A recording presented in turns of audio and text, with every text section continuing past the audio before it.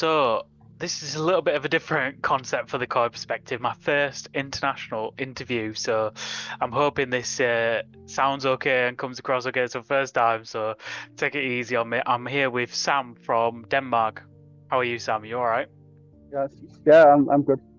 Good. So he's also modeling Koi Perspective hoodie, but that's not the reason we've got him on. But yeah, that's amazing. So one of my first international customers of the merch as well. But um, yeah, I've kind of followed Sam's channel for probably like the last few months at least, and wanted to get him on to speak about something more relevant that's happened recently with Sam. But um, I wanted first of all to kind of get to know you for people that haven't seen your channel. If you want to introduce yourself. Yeah. So my name is Samuel. I'm 34 years old, and yeah, this koi hobby thing came back in 2019, Hmm. and it was actually my wife that bought some goldfish on a aquarium fair. At the time, we had no pond, so I needed to dig a pond, and yeah, I did that, and yeah, things just moved on from there, Hmm. And and we're so, now at my second pond. what what was the moment that you went from goldfish to koi? Do you know? Can you remember? No, it was just it was actually because the goldfish was actually bought as koi, Hmm. but they Ah, turned okay. out to be goldfish. So I yeah, so Yeah. I got some koi along the way and got rid of the goldfish. Hmm. So the goldfish pond then, what was your original setup? It was typical pump fed garden pond. Um, yeah, small pressure filter, and yeah, it was just it was a nightmare to keep clean. Yeah, ornamental It was pond. yeah, Yeah, it and then was I guess you usually just get into it, don't you? Like usually the first time you see like big koi is usually the moment. It's usually yeah. when you see something like 80 centimeters that people get into the hobby, but you was missold goldfish. That was how you got into it. Yeah, It's a little bit yeah, different. So it when you is. set up to do a new pond, what was like the idea behind this pond? Um, I wanted a pond that was easy to keep clean, Hmm. and I wanted a filter system that once it was set up, I didn't have to upgrade it. Yeah, and you And start. the pond was, I think I spent a year planning it, and yeah, drawing everything out in 3D and just making sure it was made correctly. Yeah. Well, I really like the visual aspect of it behind you. It looks pretty stunning. You've done a good Yeah, job. Have you done a lot of it yourself? everything is made by myself. Nice. Yeah, Nice. And it's so, some kind of satisfaction to yeah, do it yeah. all by yourself. It is. Yeah, I do agree with that. Um, but so how big is it? How many gallons? It is 6,000 gallons Wow, pretty or big. 26,000 liters. Yeah. And filtered using what? The bottom drain, I got two bottom drains, is run on a copy drum, Hmm. and the skimmer line is run on a Nexus. Hmm. I think it's one of the first 200 series. Wow, so quite an old Yeah, Nexus then, yeah? Yeah. it is. It's one So of the first. one of the first in Denmark. I don't know, but it's one of the first they made. All right, cool. Yeah, Yeah. And so obviously as you've gone on in the hobby, you started to get like obviously you got some pretty big fish, you can see them behind. yeah, How was that side of it progressed for you? Has it always been Japanese koi to begin with or yeah. yeah. Always Japanese koi. I bought some by mistake, some other koi, but yeah, they moved on. Yeah. Nice. So Yeah, tell us about like the koi scene in Denmark then. Like is it a big hobby over there? Like is there many dealers? it's people that keep koi like I do it's I don't know 5% of the hobby, Yeah. and the rest is just these normal garden ponds. Um,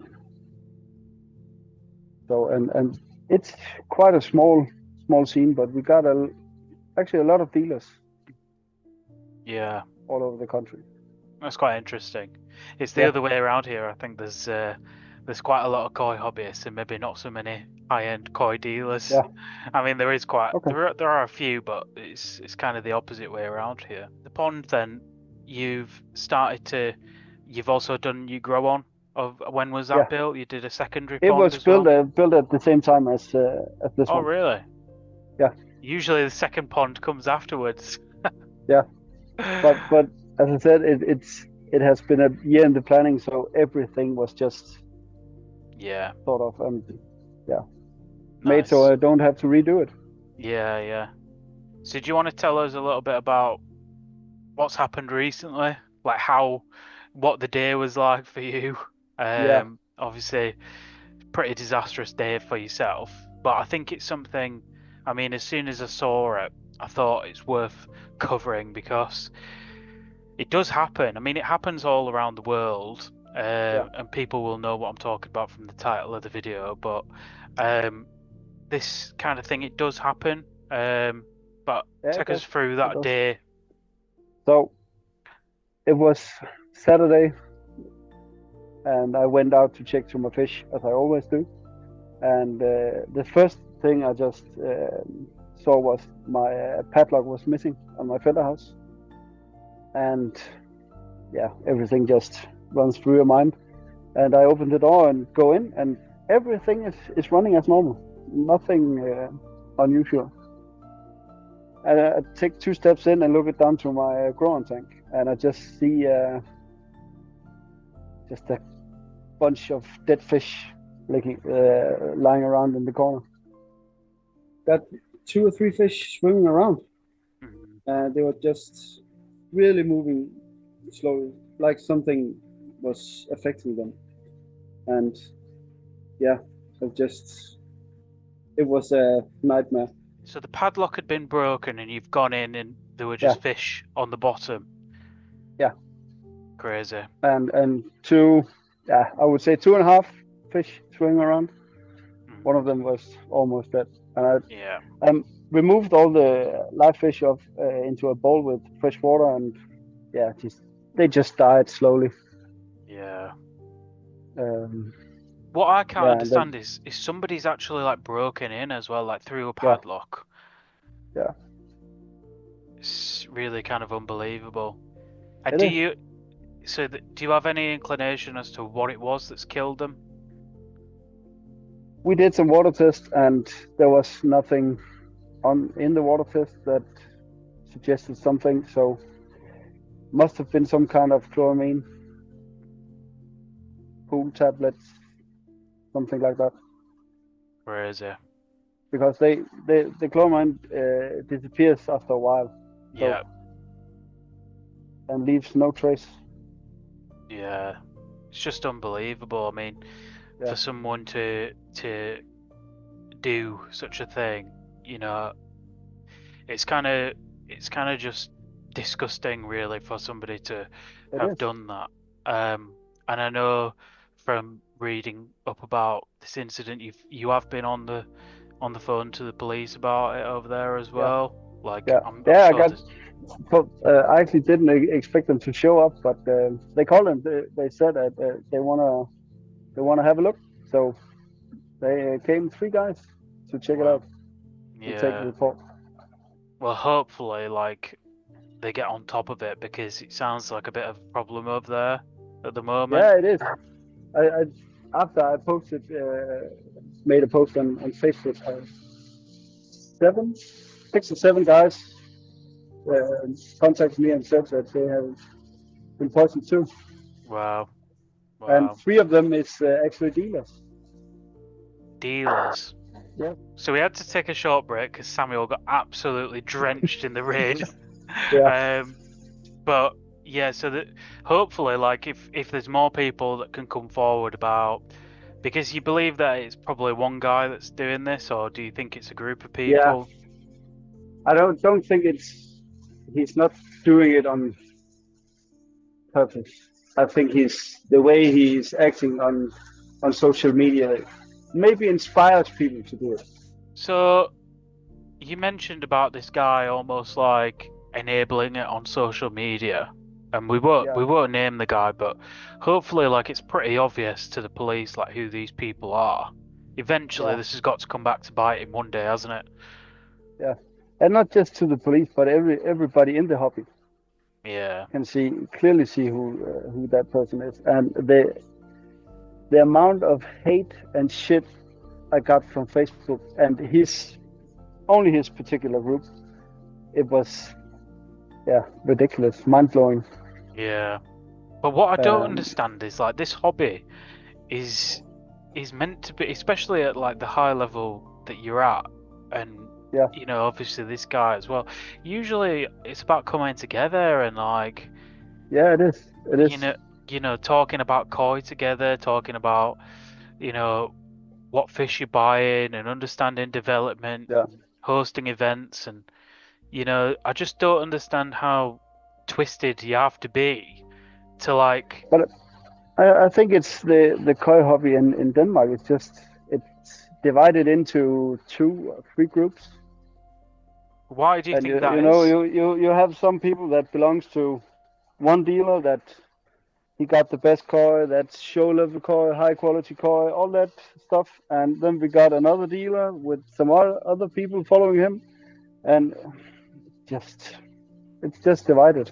And why do you think? How do you think that's like started?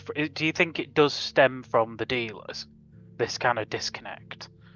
I don't know. It's before my time. It has always been like that in the koi hobby. And Yeah. I have only been in the koi hobby for like, I don't know, 5 years. And yeah, it has always been like that. Yeah. Yeah. You know, the almost like a war going on between dealers and the people following them. Mm, it's just stupid. It really It is. is. It It's is. so And petty. and after all this, and I posted several things on Facebook, and after that, people are more like, okay, we need to stop this because it's ridiculous. It's getting out of hand. So, It's. I know this is going to sound really dramatic, but if somebody's willing to like travel around the country and to break padlocks and kill fish, like mm, at what point does it like stop? Like, what is their ceiling of being irrational? And that's the bit that yeah, like worries me. It's mm, not far away from like it's just in no other hobby. It's like kind of you don't see stuff like this. I mean, in this country, you hear stories about yeah, people throwing dishwasher tablets over the fence if a pond is too loud. Like I've heard that one before. yeah, If what you don't want is to fight your neighbors, but mm. you know I think you just by doing you is almost like cause such a offense to them, and I just don't understand where that's come from. I think it comes from, I've been in the koi hobby for 5 years, but what I also have is almost 15 years experience from breeding wild discus, and people tend to forget that. I'm not new to all this water thing and fish. I have been doing it for 15 years, Yeah, and in a quite high level. yeah, Um, and I think that's, you know, I just get in from the side and tell everybody that they're doing things wrong. right, okay. And they've taken offense to And that, you think? yeah, Mm, because I'm not afraid to say if some dealer is talking bullshit. I yeah, would just say it, yeah, yeah. and I think some of it comes from that. Mm. But it does happen though, and dealers can talk. I mean, in this country, you get dealers claiming the world about things, filtration, koi development, Mm, and some of it does actually makes me cringe sometimes. Some of the things that are yeah, said, and you're one of the people that kind of would stand out and say, no, what you're saying is wrong. Yeah, I find it a little bit more difficult to do that. I find it easier to write about it, and yeah, to, it is. yeah, It is. I just tend to make videos about it. yeah, and that's I think. But if you're in this hobby and you're so stubborn as to not learn from people who have, discus is a much harder hobby than koi, but I think Oh there's yeah, things to be learned from discus keeping yeah, in koi keeping. Like I know they're completely different, but having done my own research recently, like there's a lot to be learned from that hobby as well in koi keeping. Um, yeah, but people are just stubborn, aren't they? And if you say something they're not keen on, they tend to, well, in your case, come round to your door and kill all your fish. yeah. But that's the extreme of it, isn't it? It is. It is. It is. But the wildest thing I heard recently was uh, it's the I don't know much most respected dealer in Denmark said that, oh, you know what, moving bed causes flukes, and that's just things we are fighting against. Yeah, yeah. Yeah, It's unheard of, isn't it? it is, and that's part of the problem because people are listening to this dealer, Mhm. and when I call it bullshit, people are just like, nah, I don't know shit. Okay. Yeah, yeah, And I'm at that point now. I just mind my own business, enjoy my own coin. yeah. And kind of what's next for you then? Because I mean, you must have lost a lot of money in fish value. Yeah, How do you kind of pick yourself back up from this now? I got some. At, I was pretty down after it happened, and a couple days later, I got a friend called me and said, you know what, I have some fish left, and you can have them if you pick them up. So I got some fish for my growing tank again, Nice. and then it just moves on from there because yeah, it And was sad to lose all those fish, but more sad that anyone would do it. yeah, yeah. The one bright side of this is just think to yourself, like, how bad of a place must these people be in Mm, to be, yeah, like, mentally, to yeah, be doing this and believing that it's okay? Like, you've got more important things going on in your life yeah. than be thinking about how to go around and kill other people's fish. And in some respects, like, I feel sorry for these people that Mm, that is their life, that this is what they find enjoyment out of doing. yeah. Because it's so sad, it really It's is. it, it's really sad that something like this gives them energy Yeah, to, and the amount of energy they put into it on social media is just ridiculous. yeah.